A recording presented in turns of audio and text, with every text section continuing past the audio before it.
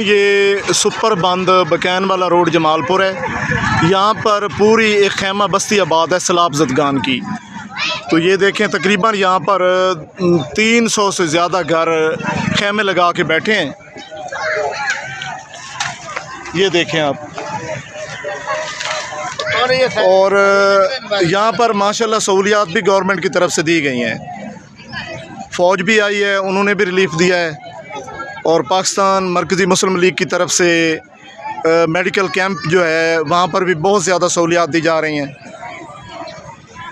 तो ये काबिल तारीफ़ इक़दाम है, हम इसको सराहते हैं। और ख़ास तौर पर पाक फ़ौज की तरफ से जो रिलीफ़ दिया गया है, तकरीबन 150 से 200 टेंट और दीगर खाने पीने की अशिया फराहम की गई हैं।